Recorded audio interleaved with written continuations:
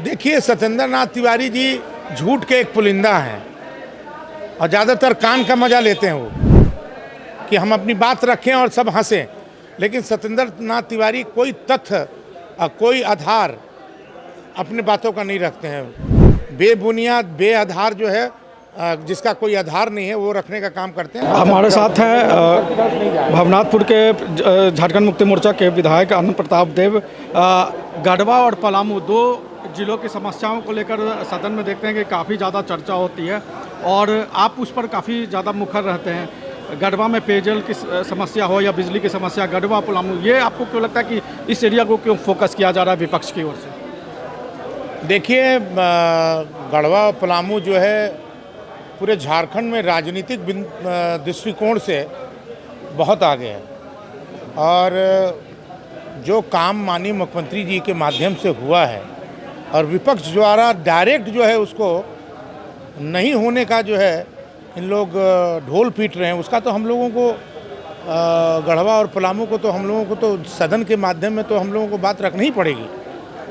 और जिस तरह से पेयजल की समस्या हो, पेयजल की समस्या बहुत काफ़ी हद तक जो है पेयजल की समस्या का समाधान के लिए पिछली बार जब हेमंत सोरेन जी की सरकार थी उसमें भी करने का काम किया। इस बार भी हम लोगों को विधायकों को जो है कहा गया है कि भाई जल मीनार हो चाहे बिगड़े हुए चापाकल हैं, उसको कम से कम हम लोग सुधारें और आने वाले भविष्य में जब कभी भी, चूँकि गढ़वा पलामू में और इस बार तो कटौती प्रस्ताव में विपक्ष के द्वारा कहा गया कि सरकार में जो है 2 घंटा ये ट्रांसफार्मर तुरंत मिल जाता था।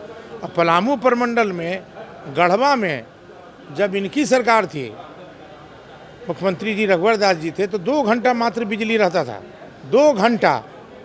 और यही कहा गया था, रघुवर दास जी ने भी कहा था कि अगर हम बिजली नहीं देंगे तो वोट मांगने नहीं आएंगे। लेकिन इसको तुरंत 2019 में जब सरकार हमारी माननीय मुख्यमंत्री जी की बनी तो हटिया से डायरेक्ट, चूँकि हम लोग पहले आश्रित रहते थे रेणुकूट से जो हिंडाल्को का था और सोन से, डेहरी ओन सोन से, लेकिन अब इंडिविजुअल झारखंड का अपना बिजली है। हटिया से हम लोग जो माननीय मुख्यमंत्री जी ने जोड़ा, पूर्व मंत्री मिथिलेश ठाकुर जी का भी बहुत बड़ा योगदान है। इसलिए हम लोग जो है आज गढ़वा वासी या पलामू वासी 22 से 23 घंटा जो है बिजली उन लोग को मिल रहा है। इस बात को तो सदन में हम लोग रखेंगे ही। बार बार सत्येंद्र तिवारी की तरफ से, जो बीजेपी के विधायक हैं, उनकी तरफ से ये बात आती है और आप उनकी बातों को काटते हुए नजर आते हैं, चाहे बिजली का मामला हो या पेयजल का मामला हो। देखिए, सत्येंद्र नाथ तिवारी जी झूठ के एक पुलिंदा हैं और ज़्यादातर कान का मजा लेते हैं वो कि हम अपनी बात रखें और सब हंसें। लेकिन सत्येंद्र नाथ तिवारी कोई तथ्य और कोई आधार अपनी बातों का नहीं रखते हैं। बेबुनियाद बेआधार जो है, जिसका कोई आधार नहीं है, वो रखने का काम करते हैं। सरकार जब 22 से 23 घंटा बिजली दे रही है तो उसको आप बोलिए ना, ये नहीं बोलते हैं ऊपर जो है। ठीक है, कुछ मान लीजिए कि सरकार के द्वारा जो है जो काम चल रहा है, तो इनका चूँकि ये सदन में अभी आए हुए हैं, बात रख रहे हैं, तो उसकी जवाब तो हम लोगों को देना ही पड़ेगी ना। एक चीज़ जो देखने को मिल रहा है पिछले कई दिनों से, कि चाहे वो प्रदीप यादव हो या इरफान अंसारी हो या झारखंड मुक्ति, मतलब तालमेल की बात देखी जा रही है कि झारखंड मुक्ति मोर्चा के कोटे से अगर कोई मंत्री सब करते हैं, मतलब उनका रहता है, तो विधायक जो है कांग्रेस के विधायक सवाल करते हैं ज़्यादा।